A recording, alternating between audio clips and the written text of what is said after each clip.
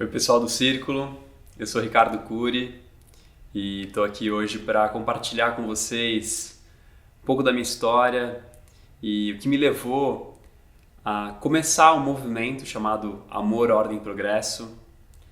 Eu sou paulistano e vivi boa parte da minha vida em Bragança Paulista e desde pequeno sempre tive muita sensibilidade e nunca compreendi muito bem o porquê que eu acessava certas coisas que a nossa mente racional não consegue compreender.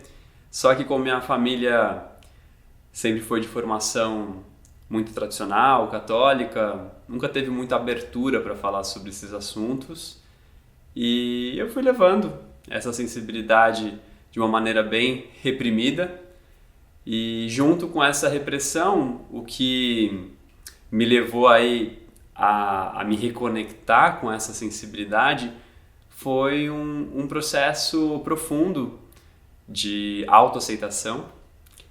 Eu sou homossexual e na minha adolescência eu não aceitava de jeito nenhum a possibilidade de contar para as pessoas que eu era homossexual. Eu reprimia, assim como eu reprimia a minha sensibilidade, eu reprimia também a minha homossexualidade. E acredito que essas duas coisas, elas eram e são super conectadas, porque era o feminino dentro de mim que eu não conseguia expressar e nem aceitar. Então, aos 21 anos, eu cheguei assim no meu limite por estar mentindo para mim mesmo. Foi um processo bem difícil e o que me salvou foi um livro chamado A Cabana. Não sei se vocês já ouviram falar, que tem até um filme. Se vocês não leram um livro ou não viram um filme, eu recomendo super. Tem muitos ensinamentos. E basicamente o que o livro dizia era sobre sofrimento, né? A história do cara principal, acho que era Mac, né, o nome dele. Ele havia perdido uma filha assassinada e ele estava sofrendo demais. Claro que minha história não era igual a dele, mas o sofrimento que eu sentia era muito profundo e eu me identifiquei com a questão do sofrimento ali. E ao acessar o sofrimento, ao acessar a minha verdade, algo começou a acontecer. Quando eu parei de mentir, teve um dia que, quando eu terminei de ler o livro, eu olhei para o espelho e falei, cara, não dá mais. Se ame, se aceite. E esse dia foi um grande turning point, foi um grande ponto de virada na minha jornada de evolução. Foi quando a espiritualidade começou a se comunicar comigo mesmo.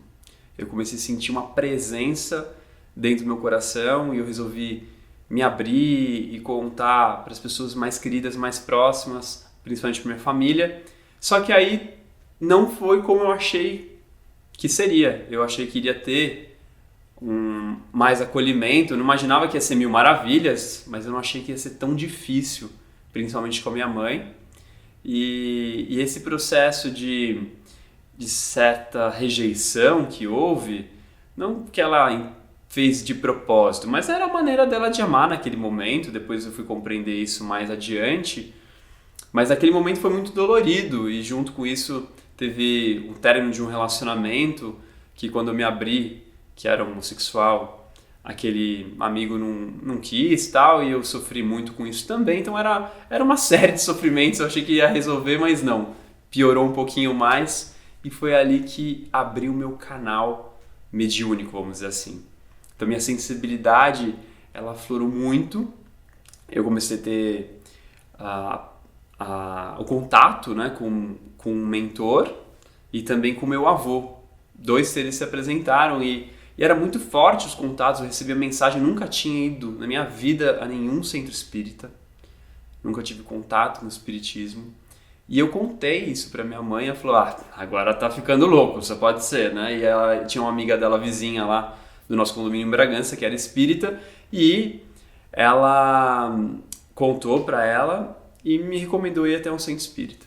Então eu fui nesse centro e foi muito maravilhoso, porque quando eu cheguei nesse centro espírita, que não era um centro tão tradicional, acho que era de uma benzedeira, a Dona Beni, uma mulher muito sábia. E assim que eu cheguei lá, ela disse assim, olha, seu avô está com você, vai ficar tudo bem, você tem uma missão que não é fácil, mas você vai conseguir. Não, aquilo já me tomou por completo, foi uma primeira confirmação. Como eu disse, eu era muito novo, 22 anos, tudo muito intenso, essa sensibilidade emergindo do meu ser, eu não sabia o que estava acontecendo, não estava sabendo lidar, porque era muito amor que emergia, muita conexão, e ao mesmo tempo eu estava em estado de muito sofrimento, de muita rejeição. Então eu estava num processo de cura ali, muito intenso. E naquela mesma época, eu estava trabalhando com algo completamente diferente que eu faço hoje. Eu sou formado em Relações Internacionais. Esse processo de abertura, de conexão espiritual começou quando eu estava cursando a faculdade de Relações Internacionais. E eu fiz Relações Internacionais porque eu sempre tive uma paixão pelo Brasil. Na escola, nas aulas de História, de Geografia, eu tinha uma conexão sim, muito intensa que provavelmente de vidas passadas, porque eu tirava 10 em praticamente tudo, raramente eu tirava um 9, 9,5. E a história do Brasil, para mim, era a coisa mais familiar que existia de todas as matérias que tinha lá na escola. História era a principal. E claro, por causa disso, eu decidi fazer Relações Internacionais. Só que na faculdade, né, aquela coisa de festa, bebida, amigos novos, a gente acaba se empolgando muito. E eu acabei me empolgando no sentido de empreender com uma coisa que hoje eu percebo que não é tão construtiva, mas naquela época fazia muito sentido para mim. Eu me tornei sócio de uma marca de bebida alcoólica chamada Busca Vida. E obviamente o meu inconsciente estava ali já buscando alguma coisa que eu nem sabia muito bem o que era. E durante os 5 anos que eu trabalhei com a Busca Vida, eu não fui o dono da marca, não criei a marca, é uma marca de cachaça, mel e limão que já existia lá de Bragança mesmo. E eu estava nesse processo de autoaceitação, foi o mesmo momento que eu contei para minha família, dessa abertura da minha sensibilidade, de busca, de um entendimento, de uma compreensão. Quem eu sou? O que eu estou fazendo aqui? Todos os questionamentos possíveis começaram a emergir do meu ser. E aí, em 2011, foi assim o ápice dessa minha desconstrução. Porque eu estava trabalhando muito com a Busca Vida, as coisas estavam indo bem. A gente tinha fechado o contrato, imagina, com rede de supermercado Pão de Açúcar, Duty Free, loja de aeroporto. Então tava indo tudo muito bem, tava tudo crescendo, só que alguma coisa dizia que não era isso. E aí a vida realmente me mostrou, através de um acidente de carro, que foi o turning point, como eu disse para vocês. Esse acidente de carro foi muito simbólico, porque eu não estava dirigindo, eu estava no banco do passageiro, o meu amigo sócio, o Carlão, estava dirigindo, ele que criou a marca, e aí a gente estava voltando do Rio de Janeiro e nós, sem querer, atropelamos uma pessoa. Só que a gente não viu que a gente atropelou uma pessoa. De repente o carro rolou uma explosão, eu não consigo nem descrever a intensidade do impacto. Eu fiquei totalmente coberto de caco de vidro. O carro deu perda total, eu senti uma proteção na hora do impacto muito forte. É algo que essas experiências espirituais, acho que quem já teve, sabe que é meio complicado colocar em palavras, né? Mas eu só sei que algo me protegeu ali. E quando eu saí do carro, eu olhei para trás e vi um corpo estendido com um carro iluminando e passando por cima. Parecia uma cena de filme de terror mesmo. E vários carros passaram e pararam no acostamento. E nesse movimento todo tinha uns 3 ou 4 homens que estavam acompanhando esse homem que foi atropelado, só que eles estavam completamente embriagados.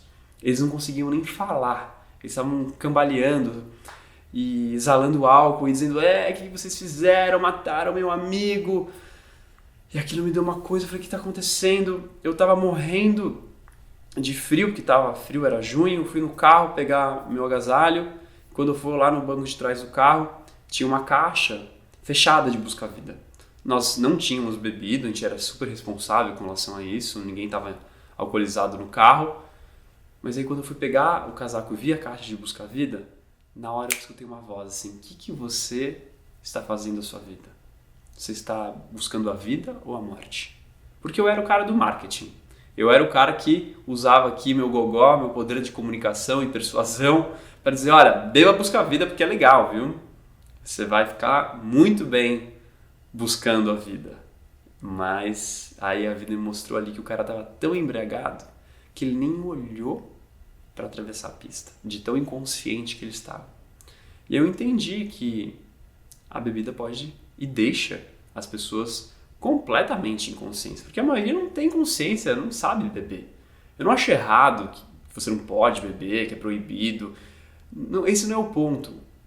Mas como as pessoas não têm consciência, a maioria bebe para encher a cara mesmo e para fugir de problemas e acaba atraindo mais problemas porque a bebida abre um campo que atrai outras coisas, outras energias que normalmente são involutivas. Então, a vida deixou bem claro, o universo me mostrou na lata, olha, não é bem por aí seu caminho. E aí meu processo se intensificou, vamos dizer assim. Eu comecei a questionar tudo, falei, o que eu realmente estou fazendo na minha vida? O que eu devo fazer, para onde eu vou? Mas eu não tinha essa clareza ainda. Eu não sabia o que eu deveria fazer. 2 meses antes do acidente de carro, eu tinha ido numa meditação que transmitia uma certa energia, chamada Diksha. Diksha é uma transmissão com as mãos no topo da cabeça, que vem lá da Índia. Diksha significa transmissão de energia. E essa energia tem o propósito de despertar da consciência da unidade. Quem trouxe essa energia para o planeta foi Shri Ram e Shri Bhagavan, avatares lá da Índia, mestres super iluminados. E esse fenômeno veio através do filho deles, o Krishnaji. E eles fazem um trabalho muito maravilhoso que se chama O&O Academy, uma escola de transformação da consciência humana. Só que eu não sabia nada dessa história ainda, eu só fui lá nessa meditação e eu recebi essa energia 2 meses antes. Eu me lembrei que a mulher que conduzia a meditação falou assim, quando você recebe essa energia, transformações acontecem. E que podem ser coisas boas, mas não tão boas assim. Mas que no fundo são só coisas para o bem, é para a sua evolução. E olha que coisa, 2 meses depois eu passei por esse acidente. Isso me deixou intrigado, sabe? Falei, poxa, eu vou me aprofundar nessa tal de Diksha. E fui fazer um curso para aprender a transmitir essa energia. Um curso de final de semana, de 2 dias. E foi muito maravilhoso porque abriu mais ainda meu canal. E eu comecei a acessar estados de conexão espiritual bem mais profundos. E eu comecei a ter recordações. Em 2011 foi um ano muito especial. Eu comecei conscientemente a recordar coisas do meu mundo interno que eu nunca imaginava antes. E não era que eu tinha lido num livro. Começou a vir, começou a emergir de forma muito natural, sem muito esforço. E os estados de conexão espiritual, de paz, de amor, de alegria, sem causa, também começaram a se intensificar. E ainda que eu trabalhava com bebida, aquilo começou a perder muito mais o sentido, porque eu vou vender alguma coisa que apenas dá um prazer momentâneo, deixa a pessoa de ressaca, ainda destrói o fígado, todo o corpo. Eu falei, cara, o que eu estou fazendo na minha vida? Começou a ficar muito difícil porque eu não sabia o que fazer com tudo aquilo, porque era muita informação que eu estava recebendo, mas ao mesmo tempo ainda não estava com essa clareza. Daí uma amiga de infância me mandou um vídeo que me direcionou bastante, que me ajudou bastante, de um cara chamado Matias de Stefano, um argentino, hoje ele é meu amigo. E o Matias, ele, quem não conhece, eu recomendo que conheça o trabalho dele. E ele traz muita clareza para o nosso processo de evolução, nesse ponto de recordar a nossa missão de alma. E quando ele falou aquilo, me tocou de uma maneira. E ele falava também que ele iria fazer um encontro na Argentina no dia 11/11/11. Quando eu vi aquilo, eu falei, é isso. Eu vou para a Argentina sozinho, nunca tinha feito uma viagem só comigo mesmo. E foi muito maravilhoso. Foi num lugar chamado Capilla del Monte, onde fica um centro planetário, um centro de energia muito conhecido, onde tem uma cidade espiritual ou um centro intraterreno, cada um dá um nome, chamado ERCS. Encontros Remanescentes Cósmicos Siderais. Esse é o significado de ERCS. E dizem que Erx é uma sede da Fraternidade Branca, dos mestres ascensionados que coordenam, que governam o plano espiritual desse planeta, e que lá é um ponto específico para a iniciação do caminho espiritual, para que você possa recordar a sua missão de alma. Então aquilo fez muito sentido para mim. Quando eu cheguei lá, o evento tinha mais ou menos umas 6.000 pessoas, todo mundo meditando para a elevação do nível de consciência do planeta, nesse dia que foi um portal, né, o 11/11/11. E o estado que eu entrei ali, olha, é muito difícil de descrever também, mas era um estado de conexão com o todo, de entender que eu tinha que colaborar com o processo de despertar da humanidade. Eu ainda não sabia como, mas começou a chegar a informação de que essa era a minha missão. Como, eu ainda não sabia. E aí, no dia seguinte, eu tive uma experiência mística, onde uma amiga querida, hoje ela é minha amiga, na época eu não conhecia, chamada Sabrina, ela cantou um mantra muito poderoso chamado Mula Mantra. É um mantra de invocação da presença divina. E esse mantra, curiosamente, eu já conhecia, já tinha escutado, porque é um mantra que se utiliza nas iniciações de Diksha, como eu disse para vocês, dessa energia de luz dourada. E quando ela cantou aquele mantra, eu tive uma experiência extra-física, eu saí do corpo e me reencontrei com esse mestre chamado Shri Bhagavan, que trouxe essa energia para o planeta, e ele diz assim, olha, está na hora de você voltar para sua casa espiritual, para que você relembre do que você tem que fazer. Vem para nossa casa, vem que a gente está te esperando. E essa casa era na Índia. E eu não pensei duas vezes. Foi tão forte a experiência que eu decidi ir mesmo. Nessa experiência eu vi uma imagem que tinha vários triângulos entrelaçados. Posso virar aqui uma coisa aqui? Essa imagem aqui. Eu não tinha essa tatuagem e eu vi essa imagem, eu tinha apenas um triângulo tatuado na época. E assim que eu voltei da Argentina, eu tatuei. E eu fui pra Índia com essa tatuagem já. Quando eu cheguei lá, tem um lugar que eles não gostam de chamar de templo, que é o Ekam, um centro místico de poder, que é uma coisa magnífica, baseado em geometria sagrada. Para mim, e para os monges que estão lá, eles sabem, é uma manifestação da cidade espiritual de Shambhala. E assim que eu entrei lá, eu falei, meu Deus do céu, é minha casa mesmo, não dá para descrever a sensação de estar em casa. E quando eu subi no último andar lá do Ekam, tinha lá esse mesmo símbolo que eu tatuei nas minhas costas. Então imagina o choque que eu fiquei. Esse símbolo chamado Shri Yantra, que é a geometria sagrada mais representativa, porque representa o Sol, o maior símbolo do divino, né? Então foi muito forte aquela experiência. Cheguei a ficar lá 6 semanas. Na Índia 2 meses, mas foram 40 dias que eu fiquei nessa escola, e foi mais ou menos os 40 dias do deserto mesmo, que me deram toda a experiência interna e as respostas que eu buscava para fazer o que eu deveria fazer. Então eu comecei a me relembrar, eu comecei a ter muita clareza que a minha função era ser um comunicador, era colocar toda a minha sabedoria, a sabedoria que eu estava recebendo, as experiências que eu estava tendo, e compartilhar com as pessoas em formato de cursos, de retiros, de palestras. Isso foi em 2012, e assim que eu voltei da Índia, antes de ir para o Brasil, de voltar para o Brasil, eu passei pela Indonésia, por Bali. E lá eu comecei a ter muitos insights do que eu deveria fazer, a primeira coisa que eu deveria fazer.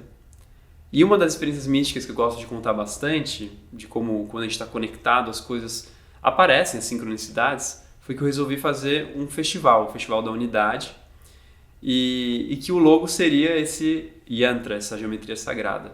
No que eu pensei nisso, eu saí do táxi onde eu estava, lá em Bali, entrei numa loja e vi uma camiseta com esse símbolo em todos os cantos da camiseta, e foi exatamente a camiseta como eu fiz no festival. Foi um super sinal, eu voltei colocando já em prática essa instrução no meu coração, e eu acabei voltando muitas vezes para a Índia. Eu voltei 10 vezes nos últimos anos, e dentro desse período Foram 10 vezes nos últimos 7 anos. Então, dentro desse período, eu acabei me aprofundando num ponto muito importante que me deram muitos insights, que foi a questão dos ancestrais.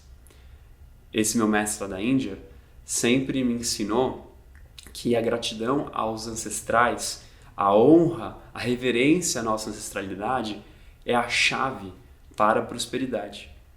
Quando eu escutei aquilo, fez muito sentido, e quando ele me iniciou e me ensinou um processo de liberação de ancestrais, aquilo foi a cereja do bolo, aquilo que estava faltando. Foi um ano e meio depois da minha primeira ida para a Índia.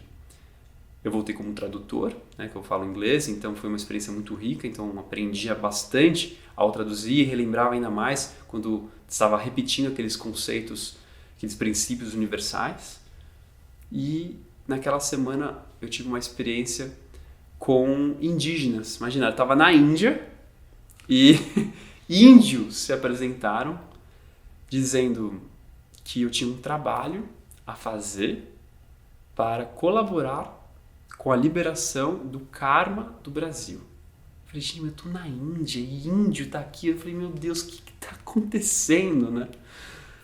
E foi muito impactante, porque naquele mesmo dia eu recebi uma mensagem de uma mulher falando mal da ayahuasca, detonando com os índios, sendo super grosseira, e que falando que eu estava incentivando o uso da ayahuasca e que aquilo era errado, enfim. Eu falei, mas eu não estou falando nada sobre isso.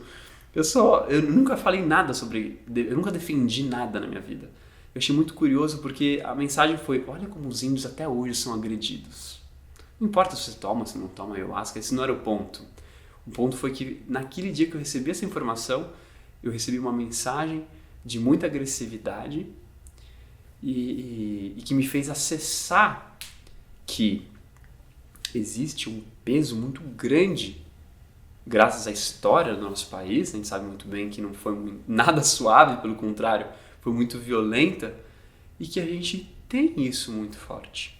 Não só com os índios, mas com os negros e também com os reinos da natureza. Nós não apenas abusamos do poder com os seres humanos, nós abusamos com os reinos da natureza, com todos os reinos. Então isso começou a ficar cada vez mais claro, de que nós temos uma conta que precisa ser reequilibrada, porque nossa conta está muito negativa. Imagina só, são 60 bilhões de animais que são assassinados por ano. É muito forte, né? Porque eu acho muito difícil a gente ter ordem e progresso sem amor nas nossas relações. Porque vida é relacionamento, não é? Então como que a gente se relacionou com os povos que estavam aqui antes de nós? Como a gente se relacionou com a nossa mãe natureza? Obviamente, não foi com amor, né? Então, nós sabemos que existe a lei do karma. Para toda ação existe uma reação. Tudo que a gente planta, a gente colhe. Como é que a gente quer colher progresso, prosperidade, no lugar onde não houve amor? Eu acho humanamente impossível. É uma lei da vida. E parece que a gente está muito adormecido mesmo e não consegue enxergar essa verdade. Então, esse insight muito simples e ao mesmo tempo muito profundo me motivou, e foi algo assim incontrolável, uma orientação espiritual também, além de ser do meu coração, estava vindo dos guias que me acompanham, falando assim, Ricardo, você vai fazer uma viagem pelo Brasil. Isso foi em 2013 para 2014. E essa viagem você vai ir passando por 33 lugares. Esses lugares vão se apresentar, onde serão feitos rituais, processos espirituais de liberação de ancestrais, de karma. Claro, você não vai sozinho, vai com um grupo de pessoas. E essas pessoas que me acompanharam surgiram de uma forma muito natural. E claro, precisava de dinheiro para fazer essa viagem. Começou no dia 22 de abril de 2014, no dia do descobrimento, lá em Porto Seguro, em Cabralha, onde os portugueses chegaram. E a gente foi viajando desde o Nordeste, onde é o primeiro chakra do Brasil, foi também seguindo essa linha energética do nosso país, que quem passou essa informação foi o Matias de Stefano, junto com outra amiga, a Vanessa, e a gente foi seguindo esse caminho dos chakras do Brasil. Posso até mostrar para vocês depois aqui a figura de como que é esse desenho. E essa viagem foi feita por um crowdfunding, com financiamento coletivo, então foi muito legal porque todas as pessoas doaram para a gente poder se locomover por todo o Brasil e levar essa informação de que não tem como a gente prosperar, progredir, se a gente não liberar as questões do passado e as formas antigas de se relacionar, que é através do ódio, do medo, da comparação, de toda essa insegurança que a gente vê, essa violência que está dentro da gente. Então, o autoconhecimento sendo a chave para a transformação, e todo lugar que a gente ia, a gente levava a bandeira escrito amor, ordem e progresso.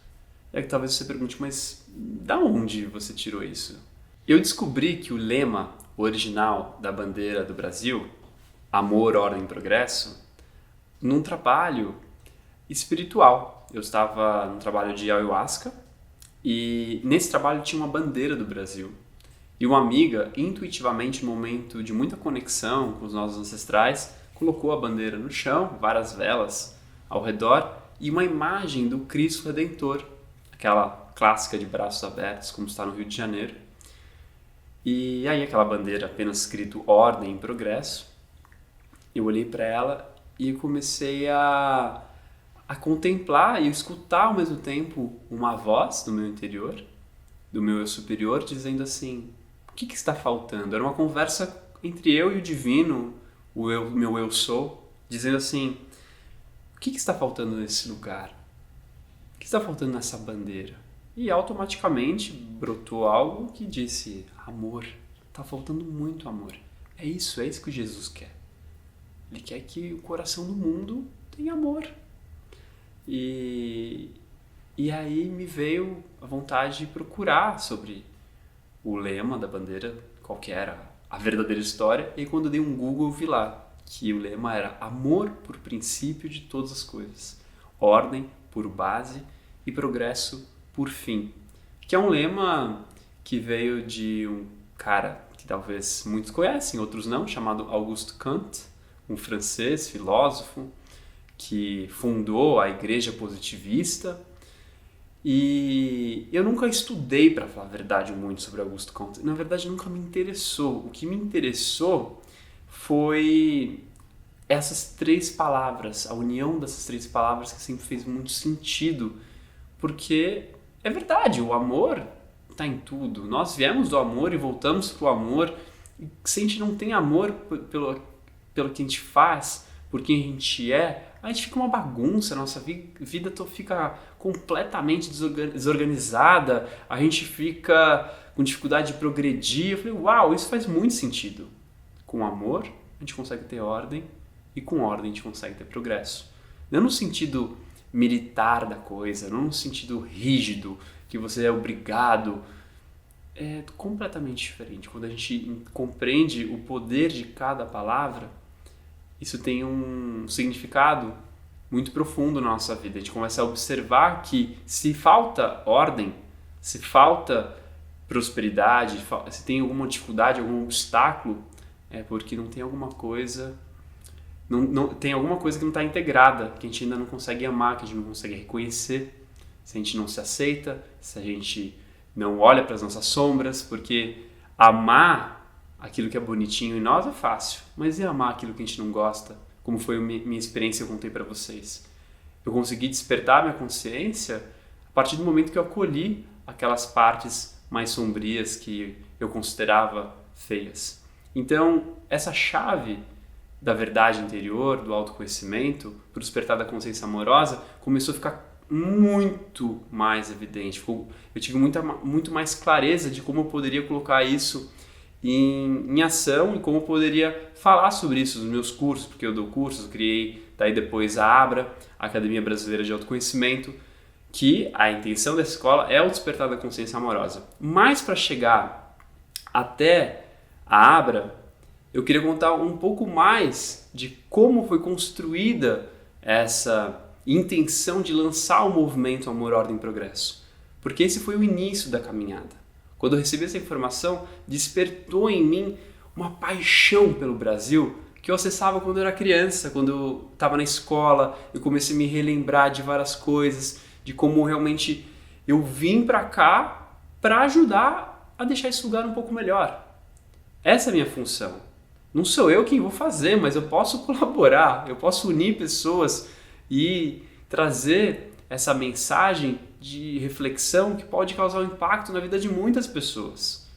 Então, isso me tomou por completo e aí me fez ter mais coragem de fazer essa viagem pedindo pela liberação, porque foi um trabalho espiritual, como eu disse para vocês. Imagina 33 lugares viajando e pedindo permissão para cada lugar, indo em aldeias indígenas, se encontrando com pessoas que sofreram e falando, olha, nós estamos aqui para fazer um trabalho de liberação.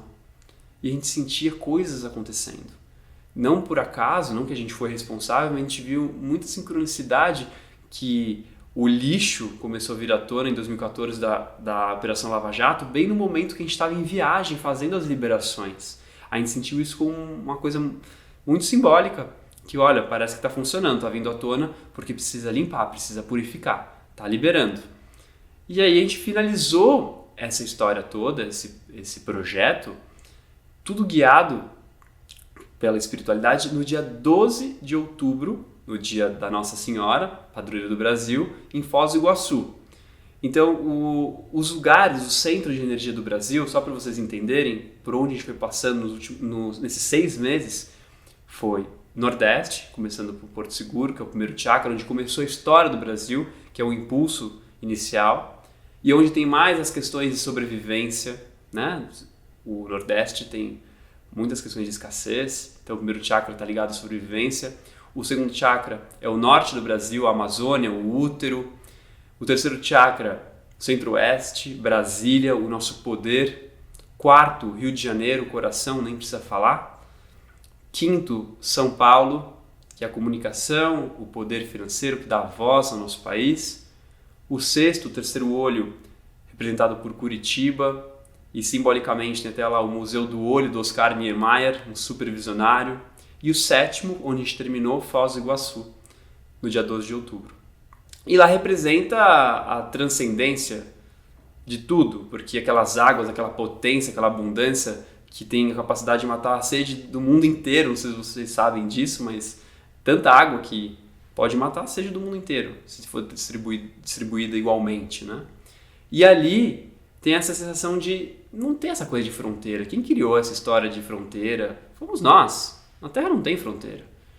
Então, os países servem, na minha percepção, apenas para facilitar a organização da nossa sociedade, mas não para impor limites e causar sofrimento. E essa é a minha percepção como também internacionalista. E isso começou a fazer muito mais sentido quando eu resolvi colocar em prática ensinamentos que eu trazia lá da Índia, das minhas viagens para a Índia e também para as minhas imersões na floresta amazônica com os povos originários, unindo os dois conhecimentos e criando um trabalho, um método de autoconhecimento específico para o Brasil. Mas isso só aconteceu por causa dessa ligação com os povos originários, com essa bênção dos nossos ancestrais. Existe um pajé que me acompanha, o Pajé Ixã, que ele é lá do povo Runicuim, do Acre. E eu conheci ele numa situação muito diferente, muito inusitada, na casa de um padre, no Rio de Janeiro, que esse padre é um dos responsáveis pela administração do Cristo Redentor, do monumento, que é uma igreja, não sei se vocês sabem, mas o Cristo Redentor é o maior templo a céu aberto. Não sei se do mundo, mas pelo menos do Brasil é. E ele é um padre negro ainda. Então a gente estava lá na casa dele, que parecia o cenário do filme Código da Vinci. Um padre negro, um índio e nós estávamos em mais ou menos uns 6 brancos, fazendo um ritual para a cura da nossa ancestralidade. Naquele momento, a gente teve uma visão, tanto eu quanto o pajé, de que a gente deveria ir para a Itália, ir para Roma, para o Vaticano, porque muito do que foi feito nessa terra foi feito em nome de Deus, da religião. Uma distorção muito grande Porque isso não é nada amoroso. Imagina você escravizar índios, converter eles nunca precisaram ser convertidos. Isso é uma tremenda ilusão da mente do ser humano. E aí, a gente foi para lá. O pajé teve a mesma visão, a gente conversou depois. E dentro desse projeto que a gente fez de viajar ao Brasil, levando a bandeira Amor, Ordem e Progresso, nós fomos até Portugal, onde saíram as caravelas, e também para a Itália. E quase tivemos o privilégio de encontrar com o Papa. Conhecemos o arcebispo de Roma, o Brandolini, que nos recebeu. Apenas nos encontramos com o Papa porque ele não tinha agenda. Mas uma próxima vez eles nos disseram que a gente vai poder ter esse encontro para poder firmar mesmo, fisicamente, espiritualmente já foi feito esse perdão, essa ligação, essa conexão dos povos. Eu lembro que o próprio bispo dizia: a unidade é uma prioridade hoje, deveria ser de todas as religiões, porque não tem que ter mais separação. É o caos e sofrimento em todos os lugares. E nessa finalização dessa viagem, me deu vontade de falar sobre a importância também de resgatar o amor na bandeira do Brasil, não ficar apenas como um trabalho espiritual, sim, que foi muito importante. A base do movimento Amor, Ordem e Progresso é espiritual, é um trabalho que está acontecendo internamente dentro de cada um, mas também nas nossas ações, nas nossas práticas, em tudo que a gente faz. Só que para isso precisa ser comunicado, precisaria ser lançado esse projeto. E imagina só, falar sobre amor no momento que a gente vive de muito ódio, de muita separação, né, de muita divisão entre grupos políticos. E eu recebi essa orientação em 2017, ano anterior das nossas eleições de 2018. E olha, não vou mentir, me deu muito medo. Nossa, para não falar outra coisa, eu estava me borrando de medo para fazer esse lançamento, mas o chamado era muito mais forte. Eu não conseguia mais conter isso dentro de mim. Então a gente voltou para Foz do Iguaçu em 2017 para fazer um outro ritual lá, porque a liberação foi de baixo para cima, do primeiro chakra para o sétimo. E eu recebi uma informação do plano espiritual dizendo: agora está na hora de voltar lá para o sétimo e trazer a energia do amor para a terra. E vocês vão plantar um pau-brasil em cada lugar que vocês forem para simbolizar essa cura, esse ancoramento da energia do amor no coração do mundo. E a gente foi para Foz do Iguaçu de novo no dia 22 de abril de 2017 e lá a gente reabriu esse trabalho. E aí, no final de 2017, eu comecei a colocar esse sonho de lançar o movimento Amor, Ordem e Progresso no Cristo Redentor, no Rio de Janeiro. Para poder lançar esse projeto no Cristo, muitas sincronicidades aconteceram que eu acho muito legal compartilhar com vocês, que me mostrou com total clareza que eu tinha que fazer isso. Primeiro, que foi uma amiga que deu o nome do padre lá responsável pelo Cristo, só que esse padre ele é muito ocupado e ele não acabava demorando para me responder, e eu queria lançar no dia 19 de novembro de 2017, porque o dia 19 de novembro é o dia da bandeira e seria uma data super simbólica e tal, só que não fluiu. Infelizmente ele não respondeu e eu tinha uma viagem marcada para a Índia em dezembro, fui para a Índia, eu desencanei completamente, falei, se é para ser mesmo, eu quero que o plano espiritual seja bem rápido, porque eu não quero ficar perdendo muito tempo e ficar me angustiando com essas coisas. Enquanto eu estava na Índia, eu recebi uma mensagem do assessor do Hans Donner. Não sei se vocês sabem disso, mas o Hans Donner foi um cara que ajustou a bandeira do Brasil, que além de colocar amor na frase Ordem e Progresso, além de resgatar o amor, ele colocou a faixa para cima.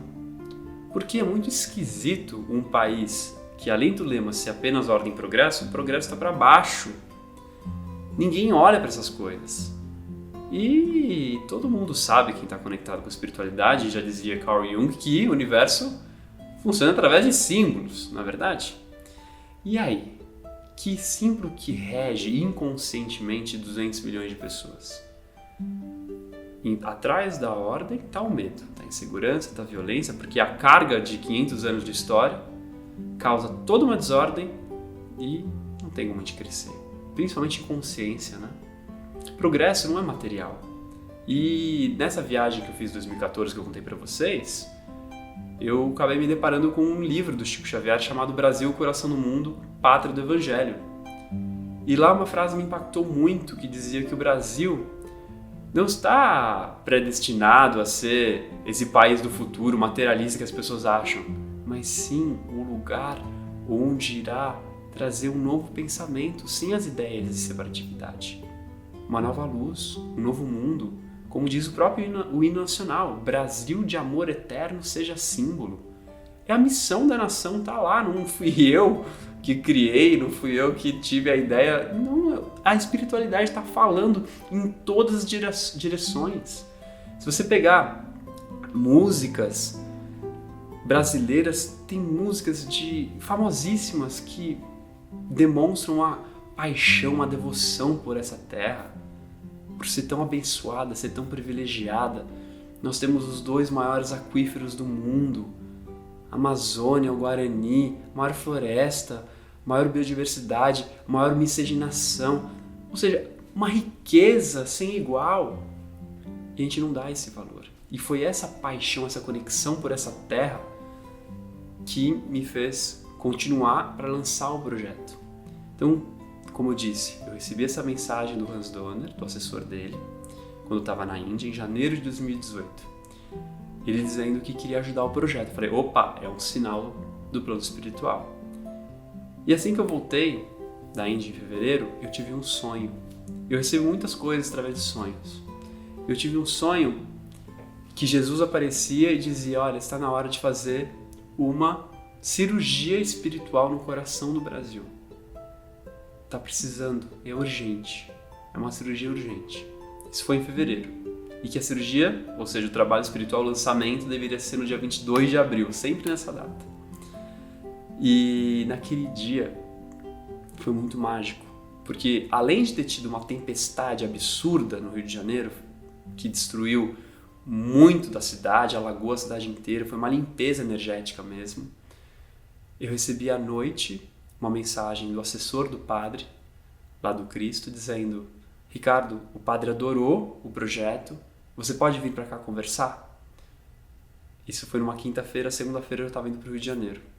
Uma semana antes, eu estava também no Rio de Janeiro, porque eu já estava começando esse movimento, e nesse encontro no Rio de Janeiro, onde eu dei uma palestra, um centro espiritualista, apareceu um senhor no final, dizendo, olha, eu sou tataraneto do Benjamin Constant, que foi o pai da República, e todo mundo da minha família sabia que o lema original era amor, ordem e progresso, mas por algum motivo não aconteceu.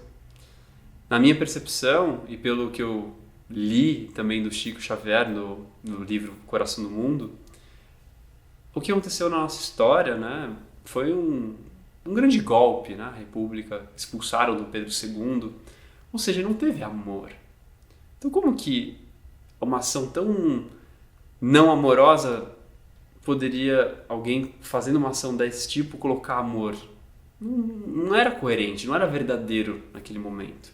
E tinha muitos interesses por trás de manipulação, de ordem, né? Nesse sentido de querer manipular e de controlar as pessoas.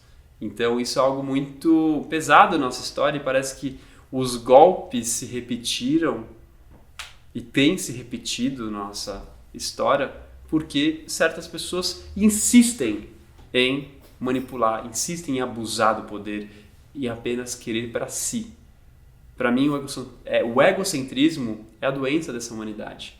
E é algo que eu sempre falo, o ensinamento clássico lá dos meus mestres da Índia, é que todo sofrimento emerge do pensamento obsessivo autocentrado. E nós, como brasileiros, temos sido muito autocentrados. Esse autocentramento, esse individualismo, essa doença que causa consumismo, que causa essa destruição da natureza, se alastrou como um vírus. E claro, isso não é somente no Brasil, é no mundo todo. Mas eu sinto que o Brasil tem uma responsabilidade muito grande. Então, eu acabei sentindo essa conexão com essa terra de uma maneira que me como eu disse, levou a continuar com o projeto. E lá no Rio de Janeiro, quando eu fui falar com o padre, já com essa história do Benjamin Constant, que eu também não sabia muito bem, tinha esquecido, né, porque tinha estudado história já fazia um tempo. Quando o padre me passou o endereço do lugar, era Rua Benjamin Constant. Eu falei, não é possível. O universo não poderia ser mais claro. E ainda quando eu chego, lá na Arquidiocese do Rio de Janeiro, onde era a reunião, tinha lá um lugar chamado Templo da Humanidade, escrito Amor, Ordem e Progresso. Então o sinal ficou muito, muito evidente de que eu tinha que continuar com esse trabalho, apesar de todos os medos que eu estava enfrentando, todas as adversidades, às vezes bloqueava, parecia que a coisa travava, mas a vida estava sendo muito generosa comigo e eu precisava de uma bela quantidade de dinheiro, precisava de 100 mil reais para lançar o projeto. Eu não fiz nem crowdfunding, só falei para algumas pessoas e certos empresários fizeram assim, doaram. O dinheiro veio todo, sem muito esforço, que proporcionou que a gente lançasse o movimento, a intenção de resgatar o amor na nossa sociedade, em nossa bandeira, projetando a bandeira Amor, Ordem e Progresso lá no Cristo Redentor, com o Hans Donner junto, que ele que fez o design da bandeira, com várias outras lideranças indígenas. Foi um dia muito especial.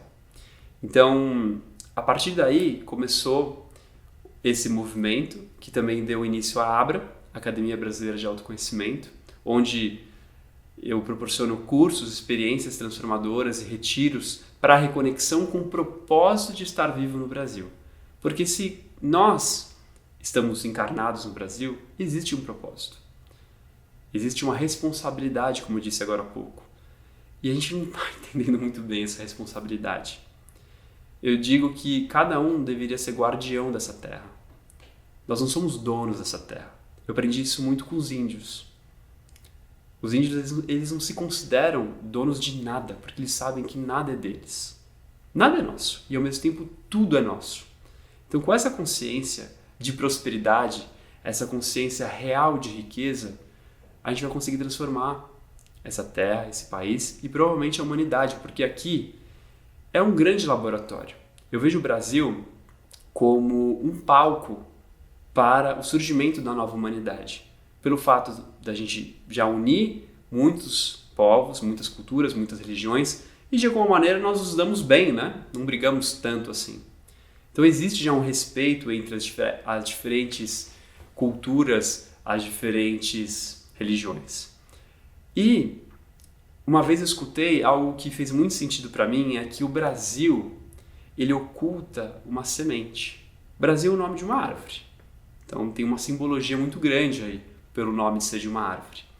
Então como o Brasil, ele está como germinando a semente da nova humanidade.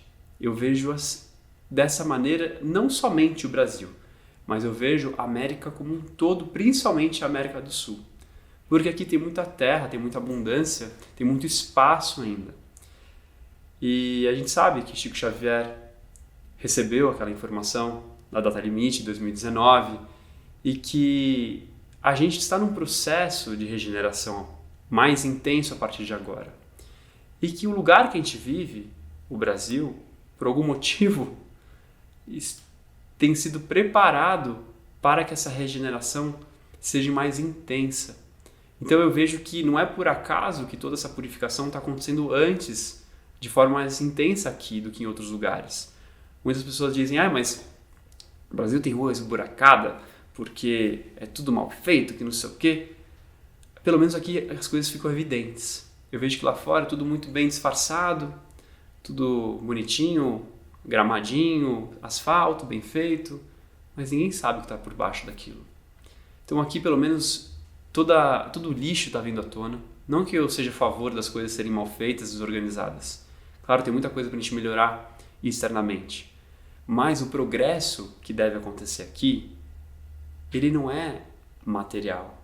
Também é material, mas ele se dá no nível do espírito. Então o Brasil tem como missão o progresso imaterial, o progresso na consciência, que a gente vai conseguir desenvolver uma outra maneira de se relacionar com a vida. E o Dharma é o propósito, como dizem os indianos, do país porque a gente viveu um karma aqui. A gente tem vivido ainda um karma. E o karma foi a destruição da natureza. E agora tem que ser a preservação. Nós temos que ser guardiões dessa terra. Nós precisamos cuidar, amar essa terra. Então quando a gente diz Brasil de amor eterno seja símbolo, ou Brasil iluminado ao sol de um novo mundo, são frases que têm um impacto muito grande e que normalmente a gente não dá essa devida atenção. Então o questionamento que eu queria trazer aqui para vocês é: você está sendo um símbolo do amor eterno? Você consegue viver o amor em todas as áreas da sua vida? Ou você acaba sendo mais, eu digo assim, uma célula cancerígena do que o anticorpo nesse lugar? Porque o que mais tem hoje é a célula cancerígena. Nós estamos nos comportando como parasitas dentro desse corpo planetário. E dentro do coração do mundo, a gente precisa restaurar, regenerar urgentemente. Senão, a gente não sabe o que pode acontecer. A gente não sabe. Eu não sou pessimista, eu sou realista. Eu trabalho com educação, tenho um programa de desenvolvimento humano para a rede de colégios Objetivo. E a gente fala muito sobre os 17 Objetivos de Desenvolvimento Sustentável da ONU, Organização das Nações Unidas, maior organização desse planeta. E eles estão batendo na tecla da importância do desenvolvimento sustentável. E o amor é a essência da sustentabilidade. Não tem como ser sustentável sem ser amoroso. Então, se o processo aqui é colocar o amor em prática, é entender melhor e compreender mais, ou redescobrir o amor, a gente vai ter que mudar como a gente pensa, como a gente sente, o que a gente fala, o que a gente faz, o que a gente come, o que a gente consome e como e com quem a gente se relaciona.